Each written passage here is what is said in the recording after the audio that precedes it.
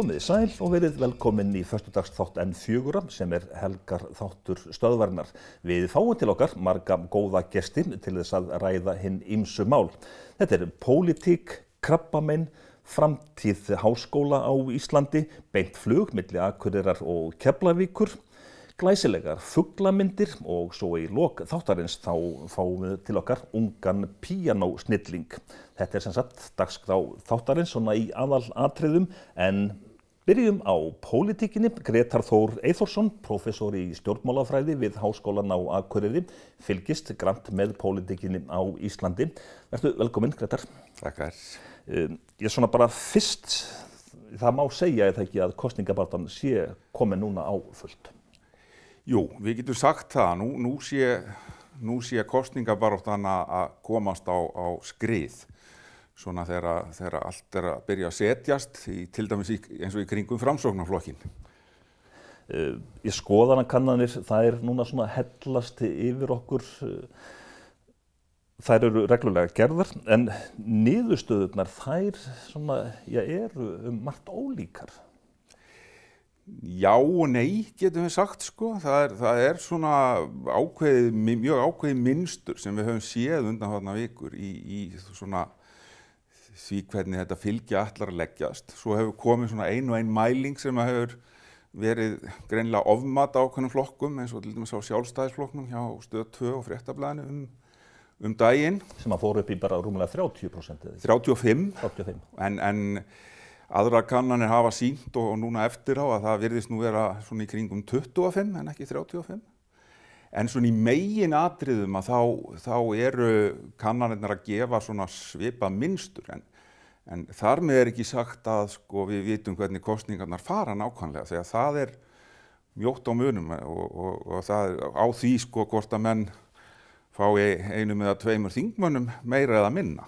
Þetta eru nokkur fyrirtæki sem að gera skoðanakannanir. Þær eru væntanlega svolítið misjafnar, það að segja aðferðafræðin við að kanna fylgið. Já, sko, þeir sem nú mest í þessu virðast nú nokkurn veginn vera með sömu aðferðina. Það þessar netpanela, þar sem að fólk samþykkir að vera með í svona panel í einhvern ákveðin tíma og svo hluta af því skipt út og nýir koma inn í staðinn og þetta svona heldur niðri kostnaði við framkvæmdina, sem nú þó nokkur.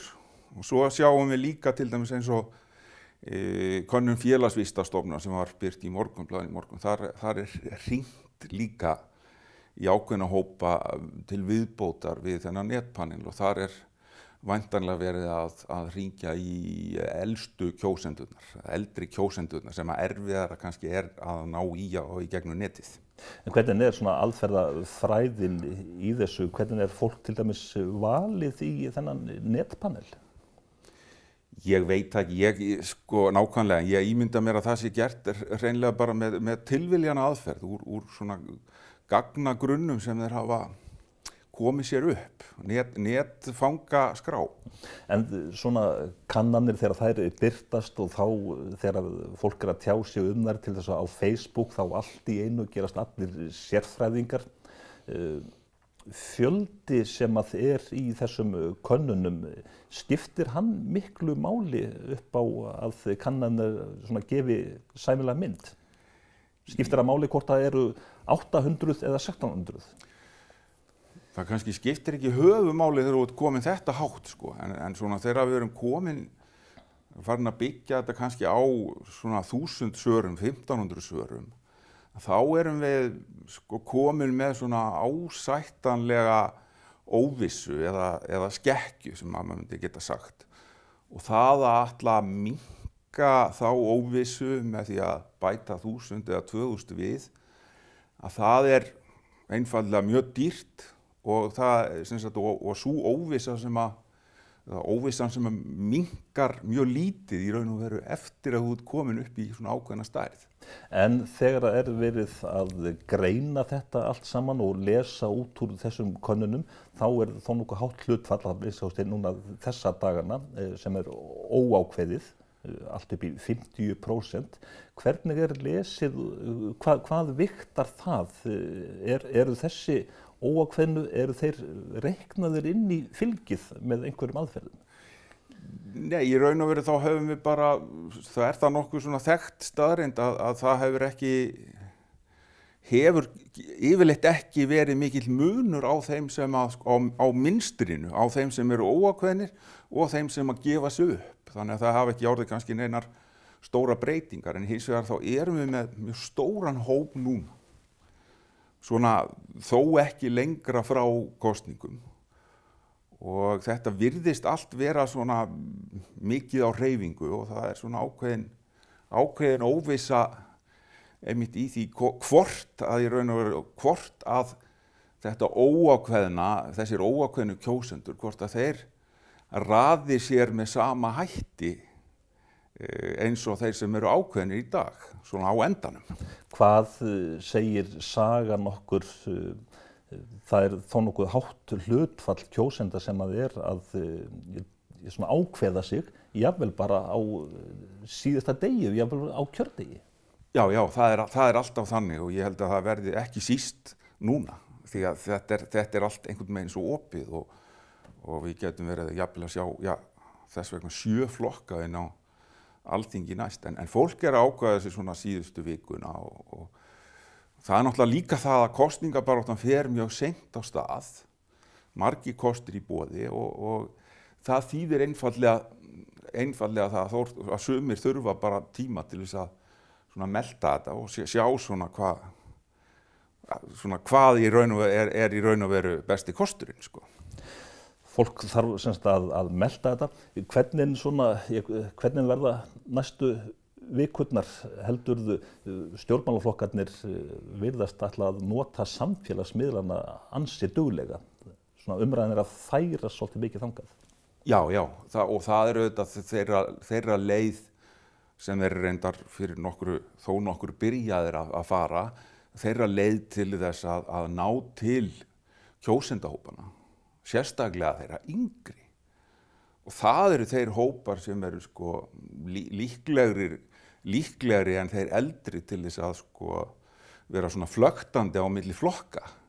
Þannig að það kannski mikilvægar að ná til þeirra hópa, kannski frekar heldur en þeirra eldri sem eru kannski svona stabíli. Þannig að það kannski ekki eins áhrifaríkt í dag að frambjóðendur skrifi lesendabréf í blöðin og svo framvegis? Nei, það held ég að þýðing þess hefur farið minnkandi. Hins vegar þetta náttúrulega fyrir ákveðna hópa af fólki og eins og ég segi, svona eldri kjósendur sem eru komnir yfir miðjan aldur, þeir eru náttúrulega að fletta blöðum og hlusta á útvarpsfréttir og sjónvarpsfréttir. En þegar að umræðan færist svona yfir til dæmis á Facebook og aðra samfélagsmiðla, verður þá umræðan eins djúp? Verður ekki svona svolítið meira svona upphrópanir og bara fyrirsagnir og slagorð? Jú, það verður, maður náttúrulega sér það alla daga, þetta verður meira svona óhefluð og óritskoðuð umræða sem á sér stað og margt að því bara skætingur líka en samt það fólk getur nú svona svolítið aðgreint sauðina frá höfrunum og vinsa svona úr það sem það eitthvað á bakvið. Það þó nokkuð mikið að það verið að gera lítið hreinlega úr frambjóðendum. Hefur þetta einhver áhrif?